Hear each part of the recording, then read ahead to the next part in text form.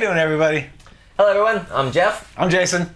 And we're here today to talk to you about paddle boards. Well, I think every time we get together, we just talk about guitars. Yeah, we just talk about stuff. We talk about stuff, right? Everything we just like. We talk about it anyway, so you're going to watch it. Basically, we have conversations, and we just happen to videotape them. Yes. Right? So hopefully you find some of the information useful. And I think today we're going to talk about pedal boards and some things just around pedal boards. Yeah. And what you do with them, power supplies, pedal board ideology. Velcros. And Velcros. Cables. Right? Yeah, we might arm wrestle a little bit over that. I'll lose the arm wrestle, but we got the better idea. Right? So, what do you want to talk on first? Well, I want you to talk about power supplies.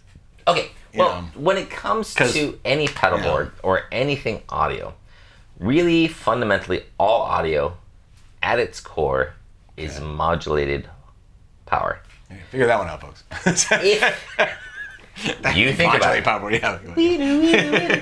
Right? So, when it comes down to pedal board, your power supply is a fundamental piece of gear that you have in your pedal board, in your tone. And, depending on the type of products you're using with, like some modern boutique pedals may not be so regulated and not be able to deal with anomalies from power supplies. Higher end companies they'll be, their products will be able to deal with things. Some pedals will add noise, things like that. So, don't always go for what is cheapest, right? Be a little bit open to trying out some things and listening to them. And there are various ways, like, from a more scientific way to test them out.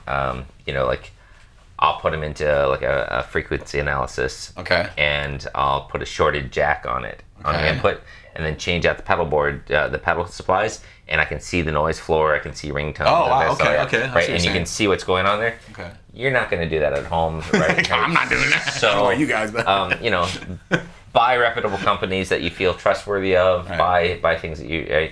And if it doesn't sound right, it may be your power supply. So go ahead and change it out. So power supply will change your overall tone then? Yes. Okay. Right. All right. Well, and depending on the pedal, it'll have more effect. Like, for example, take like a classic like fuzz face. Okay. When we hear the Eric Johnson story of, I like this battery versus that battery. Duracell versus Eveready or whatever. That's less to do. What that is doing is that if the battery has a less output, because a perfect 9-volt battery should be 4.5 volts peak to peak. So 4.5 positive, 4.5 negative. 9 volts, right. Right, but that's your rails. And distortion pedals are based off of clipping your rails. So you turn up the gain, you take your sine wave, and you start pushing it out to the rails. As it pushes against those rails, it starts to become a square wave. Okay. As it starts to become a square wave, it starts to add harmonics. Well, if you don't have 4.5 volts peak to peak, if you have a little bit less, then you start to clip those earlier. Okay, so then is that making the pedal work harder or less harder, or what does it do? It's going to create a different harmonic structure. Okay, so it's changing the way the pedal reacts. Yes. Gotcha. Right. Okay, that makes sense. And if the power supply is more efficient, then it pushes those out, and you'll get less clipping but more headroom. So it's not necessarily that one is better or worse. They're just different. It changes things. Yeah, you'll feel it in the way you play. It might hit the front of your amp a little bit different. It might be more distorted if it's a little bit weaker. Right. But your power supply is controlling this. Okay. This is not your hand. This is not the knob on the front of the thing. This is not the germanium diode. This is your freaking power supply, right? And so if it can affect that, now imagine you've got 10 pedals on your board, and all of them are just a little tweaked by your power supply. Invest in a good power supply. It's going to definitely help you out. And, just as you would check out a high quality, guitar cable versus another guitar cable, check out your power supply. Okay. So it's one of those things that you spend a little extra dough, you get really kind of what you're paying for, kind of thing. Yes. Yeah, okay. As a general rule, I tend to like several things. I generally like having a higher amount of power supply. Than necessary. Right. Gotcha. So, it's like if your pedal requires 250 milliamps. Sure. Right. I don't want to have a power jack at 250. Right. You want to have like 500 or something. Yeah, exactly. I want to have more. In general, thing that you always run into is length. Right? Yes. Yeah. That's yeah.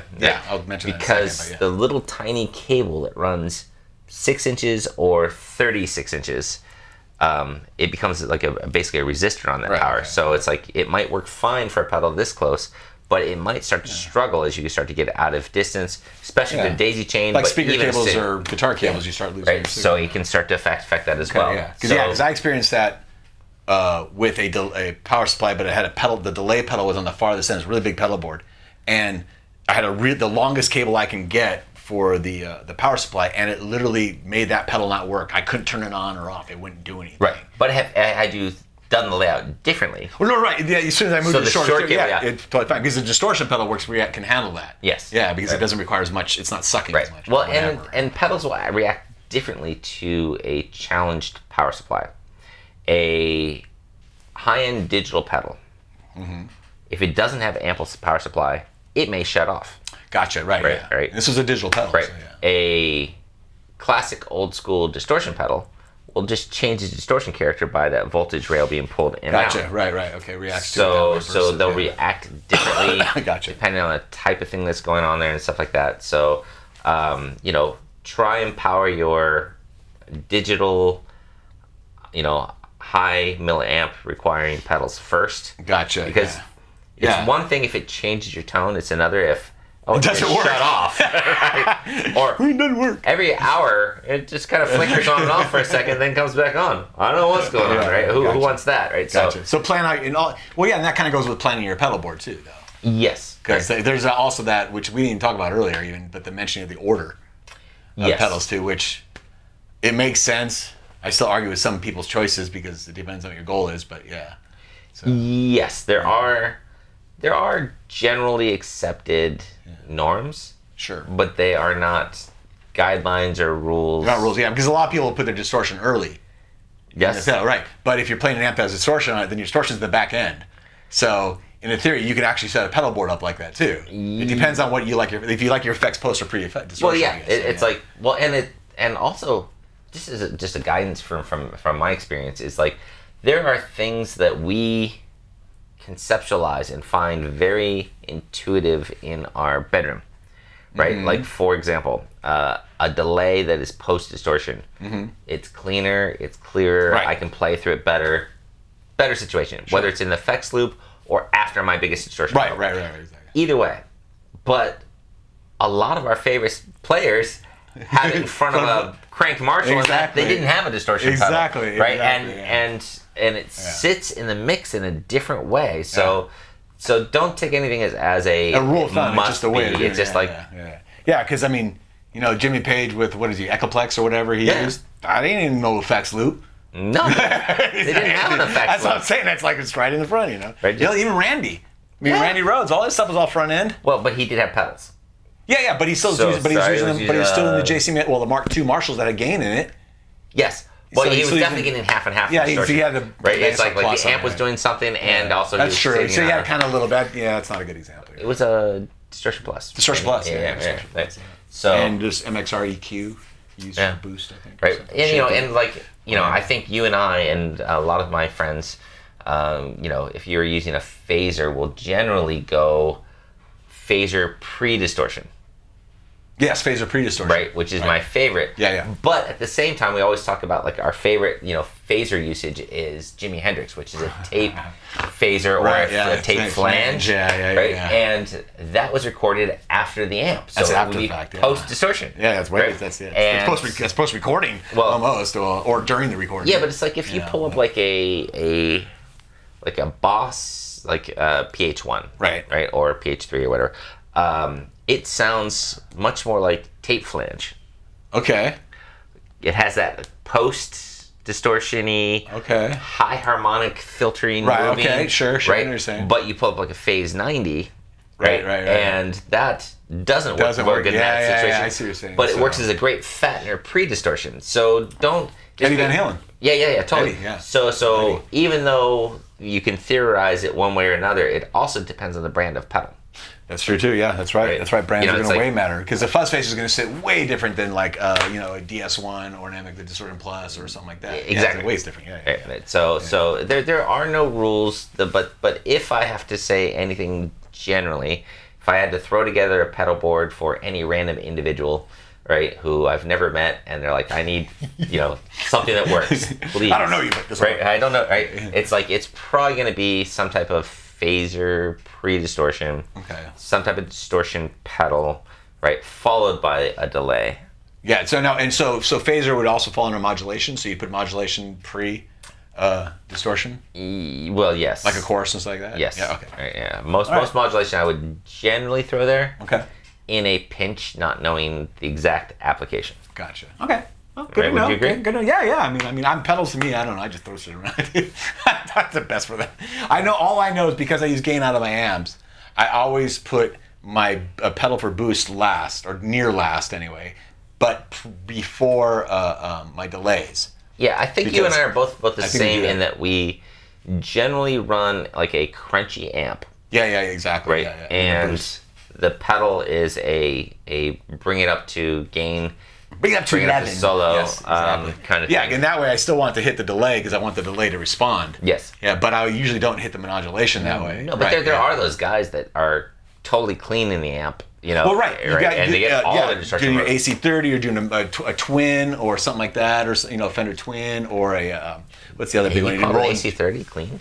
What? Well, it's not clean because they will break out, but I mean, you're going for an amp that doesn't have a gain circuit built into it, by purposely gain circuit built into it. I mean, the Lux will gain out too. Yeah, right? I'm just saying that. Okay, let's go with twin. Let's go with twin and JC and JC 120. I'm not a good choice for this because I just put them all on 10, right? Put them on 10.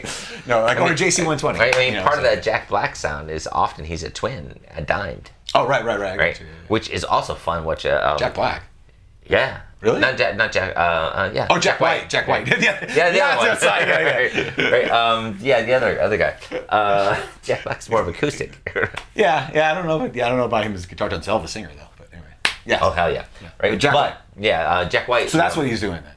Yeah. Part of that whole like crunchy kind of thing. Yeah. Because even his fuzzes sound kind of crunchy. The other thing I think he does, I think I read an article once where it's like when he is using like a Bandmaster or a Bassman or a Twin dimed, the other thing he does, which is smart, is that those amps, your Bassman treble on a typical amplifier, most guitar amplifiers, is flat, not when the knobs are at 5. No, it's mid at max, bass and treble at 0. Oh, okay. That's when it's flat. So boom and boom. Okay. Right. Yeah. And I've heard that he actually does twin mid at max, bass and treble at 0. Okay. Maybe up a little bit, and then the gain knob, the volume is on 10. Okay, so that's not far off when JD Simo does either, because he's playing those the Plexi 100s, and he's taking his bass down because he says when you turn the bass up, it throws the mid in the wrong frequency range. It throws it to the highest. Turn the bass down, his mids work with that lower mid range. We slipped into amp conversation. I know we had a pedal board show, but it's still you can still do the pedals though. Anyway, let's talk about power supplies. Invest in them. Yeah. The other thing is let's talk about cables. Do you like solderless cables? He did this on purpose. All right, solderless cables. I've never had good luck with them, but in my head, when you get them connected good and you put them on a board, and you don't mess with the board, it'll probably be fine. I imagine. I have an issue with that. I want stuff soldered because I'm a little more aggressive, and I like taking pedals on off my board. So first disclaimer: Jason is great at soldering. Second disclaimer: Jason has a nice bench with a soldering iron on it. True, yes. And he can just pull up cables and solders and flux and things like this. If you are a Jason, maybe I'm sorry if you are, but okay. Maybe soldered cables are better for you. I see. But I just can't make them work. They always break them. I'm bad. But solderless cables, which are a big trend right now. Yeah. I know you like them. Right, yeah. I've had some really good luck with them. Some of them, they take a little bit of getting used to how you cut the ends off, how you twist them. Gotcha. Right. It's like something doesn't connect when I do. Yeah. Well, it's like the first 5 you might not be successful with until you figure it out. And it's like, how hard do I push them in? How easily do I cut them off? Do I need to twist the rubber or whatever? Right. It's like once you finally dial them in, I've made a bunch several years ago that were on pedal boards, ended up those pedal boards got ripped apart. Right. And now they're in a box, and Right. I'm pulling them out with other Are they cables. working? And they're all just fine. I've never had one. Alright. I mean, and they've been through hell. All right, I see. They don't like me because they know I want to solder things. It's like inherently in their cable's personality. It's like that guy solders things. Fuck him. Yes. Wow. Just saying, that's what they are to me because I can never make them work. But again, like if power supplies are the heartbeat of your pedals, Right. Okay. Sure. right? Cables are the veins. Yeah. Literally. No, and having good cables is important. Having them not become disconnected, which is the most important. Well, and which also goes into the Velcro thing too about disconnecting things. So right. Yeah. So I will generally always prefer 3M dual lock. Yes. And I agree for a pedal board that you're player. Yeah. Well, and there's two different versions. I think it's there's the deep one. Yeah, I think and then there's 1480 is the model on it. Is that what it is? Because then there's a shallow one that's good, but not as good as the the shallow one I don't like. Right. But the thick one is the one that you want. Yes. Right? Yeah. And a lot of times you see them and they're clear. The Velcro's clear. Or Yes. the Velcro, the lock is clear. Right. The only thing you need to know about those things is that when you press them in, they lock. They want to stay. Yes. Yeah. They don't. Removal is not something you're planning on doing a whole lot of. Yes. So if you do need to remove them, the best suggestion is to use a flathead screwdriver. Pry it on. And stick it in and twist it underneath the pedal and pop it off. Gotcha. You hear that right here, folks. Right. A lot of people use regular Velcro. I just find it doesn't stick enough. And it doesn't. And I'm going to say this because I'm with the 3M thing. If you're a player, you're touring, even if you're just doing stuff around town, like even if you're going to shows, but you have your sound. Your pedal board is set to the way, like these are my sounds. And that's it. That's what I want. 3M, you can do the wireless, the solderless cables you want. That stuff ain't being moved. 3M all the way because that thing you can drop it, you can stand it up, shake it. It's going to be good. I am an idiot. So I like to take my pedals off a lot and move my board around, and because I'm obsessed with pedals and I have a lot of them. Yes. So I like the soft Velcro, so I don't have to pry it up and ruin it or do anything weird. Yes. And so if forth. you're a tweaker, a constant tweaker, and yeah, I got that. That's how Gilbert's that way. Well, and it changes pedal board all the time. Yeah, I think that has a lot to do with whether or not you're like on tour. Sure. Versus, yeah. Versus in studios. Yeah. Yeah. At home. Right. Yeah. I mean, it's true, but yeah. I mean, I'm sure. I mean, having a pro board and all wired up and done. I mean, it is nice. And you don't have to think about it, Yeah. But even Paul's touring board, though, I've seen it, man. It's just Velcro, regular Velcro. He's even got, because they're just all sideways and Velcroed on there, just kind of random. And it's awesome because he just changes stuff out and moves things around and experiment. But, hence, like, I've seen one of your pedal boards back in the day when you traveled and it got hit and all the stuff was off of it. So, I mean, that's not 3M either. That was the other stuff. If you work at TSA... Please don't be offended by this statement, but I hate you. Exactly. I mean, I love you guys. Thank you for what you do. But for pedal boards traveling through the airport, I have been part of, as my own gear or other people that I know traveling, I've seen them pull every single pedal off. Right, yeah. To see what's going on underneath, right? Which would be a lot harder if you had 3M, though. I gotta say, with the dual lock. Yeah, well, it definitely would put them to task. Yeah, right? Exactly. But and I have a friend of mine who, showed up and he's got this pedal train, but like in the soft case, but it's like the full size, the big one, right? in the soft case. Yeah, and literally, like he tilts it up and you just hear. And it's got this, the pedal, the case just lumps out at the bottom. Was it all regular Velcro? It was all regular Velcro. Yeah. But it got knocked. TSA had knocked everything off. Yeah. They disconnected them, then they just kind of partially put them back. Okay. And every single pedal was on the bottom of the bag. Right. Every single pedal had either broken its cable, right, or knob or something, become off. Right. Yeah. They were. Because I've seen the board too with regular Velcro. If it gets knocked, if you're carrying it sideways. If that ain't a tight case, that stuff's coming off. Yes. Or if it, it drops and whatever, or road cases that have that soft pedal board, it gets knocked over, the pedals all fall off the drawers and stuff. Yeah. So the 3M, if you're at all doing anything pro in touring, I mean, pro, I say that not stupid to say that. If you're doing anything to where you're traveling, you're playing gigs locally, even you're putting it in your car and you're taking it out and you put it on stage. Yeah. The 3M works really good. Part of the success of having them stick to the board is sometimes also having the cables mounted. Like if you get those little flat sticker mounts. Yeah, if you have that flat type. Yeah, especially when you have those flat type boards. Yeah, right. It's like having the cable locked in place and locked right, the pedal, means that if the pedal should come slightly askew, it's true. It's firmly held in place by the cables that catch it. And so mount the cables, not only the pedals. And if you have a pedal train, you can do that same thing underneath. Yes. Because the wire's coming up through. Mount them underneath, actually. Yeah, because that keeps the clutter away. You use lots of strip ties. Right? Yeah, really. When you think you've used enough strip ties, you're only halfway there. Right. So Velcro, is cool for local stuff, but I would say if you're doing it, 3M is just way, way better. Yeah, I mean, even the bands I've been in, Eric, I mean, his board's all 3M and he never touches it. It's been the same thing for 20 years. He's been touring with the same board for like 20 years and it's never moved. Yeah, so the 3M is kind of the way to go. And well, and that's a good question. Do you prefer generally the pedal train board where the cables are underneath, right, and the versus the flat that's a good question. Road case style with handles type board? It's a weird. The idea of the wedge is kind of cool, but I don't like the wedge with a wah-wah pedal on it because it puts my foot. It's a little bit more of an angle. I know it's not extreme angle, but it's a little different feeling. I don't know, but I guess at the same time, if you're standing up, then I don't know. I'd have to sit there. I have one angled little pedal train board. I don't know if I ever use it live though. I think that's one I built when I was bored, and I did it in the house because I had the board.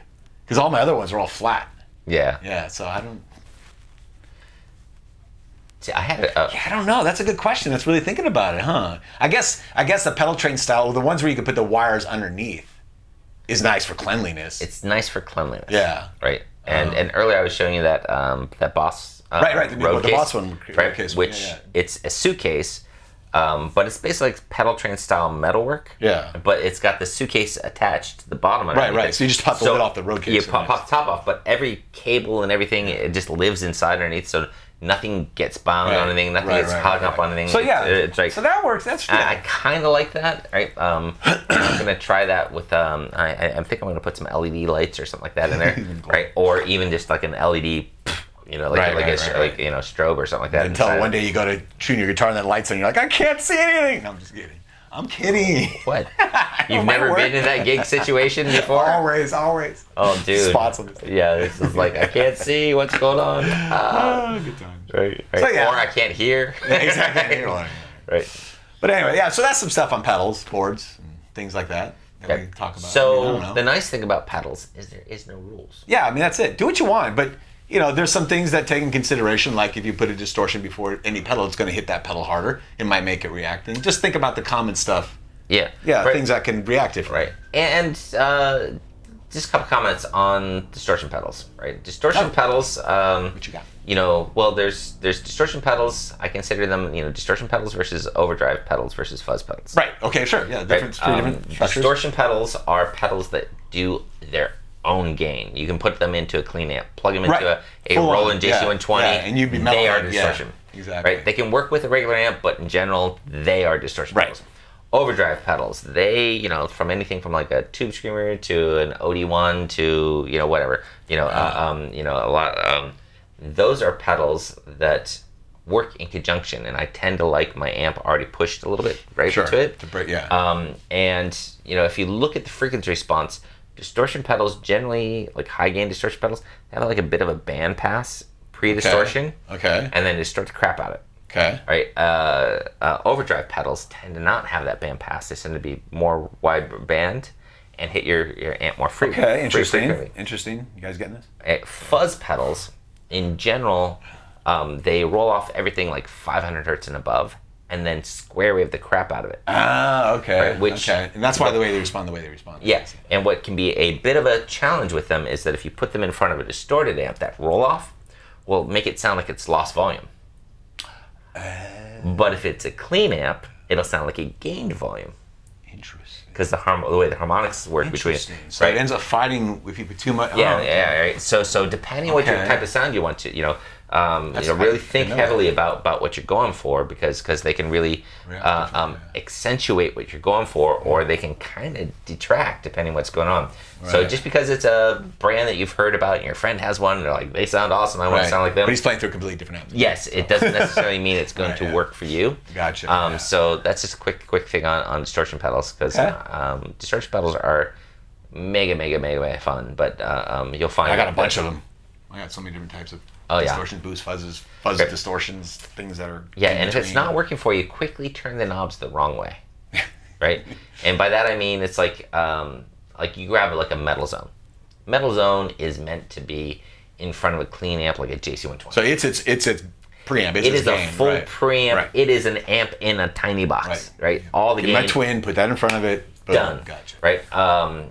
But if it's not working for you because maybe you've got a little bit of gain going on your amp, you're using a crunchy amp like a JCM 800 or something like that, right? Go the opposite direction and try and just use it as a drive boost. So put like gain down, output up kind of thing, just to push the front end. Okay. Yeah, and you'll usually find if you go like, I expected to put my drive knob here and it's not working, go the opposite. Right. It's not like in any case, right? Like if you're in overdrive and it's not working, go the opposite direction. Gotcha. If you're in a distortion pedal and go the opposite direction. Go the opposite direction. Right, almost always it's like, oh, that was the weird crap that was going on there. I gotcha. Right. So that's my personal. I hope that works for you as well as it has for me. Right. But maybe. All right. I mean, I'm amazed at when you take some of the really big gain pedals, how set low and tight. Oh, right. They really, they can really become. It's like that says it should be metal. All right, but right now I'm using it for a drive on country, and it's like it works. It works. Yeah. So don't always listen to the words. Yeah, don't listen to the words. Listen to your ears. Or us, right? Yeah, or us. Because we just talk a lot of shit. So. And speaking of that, right? Since we've talked about gear with you today, we would love to hear any comments from any of you, right? So please click subscribe. And please click like. A quick like. Yeah. Oh, yeah. See, right? Look, I am subscribed. You are. Like and subscribe. We're asking a lot of these people. Okay. And we have a third thing that maybe you might want to do. Is make a comment. Yeah. Right. Be kind of nice, though. Right. Well, nice. It's kind of nice if it's a good comment. It's a good comment. Right? If it's a bad comment, well, we deserve it. I'm sure he deserves it. So, anyways. On that note, if you have any questions, anything that you'd like us to talk about, right? Yes, please. Right. At some point in time, I think we'd like to do this a little bit more live, where we can actually interact with you guys. Yeah. But Q&A until we do that, stuff, so. Please put your questions in there. Anything you want to talk about. If you completely disagree with Jason, right? Me? Hell. It's like you've made no strong opinions. I have, but I'm gonna put it all on you. That's okay. I can handle it. Right. But anything at all, please subscribe, and we'd love to hear from you guys. Yes. And thank you so much. Hey, I'm Jason. I'm Jeff. And we'll see you guys soon.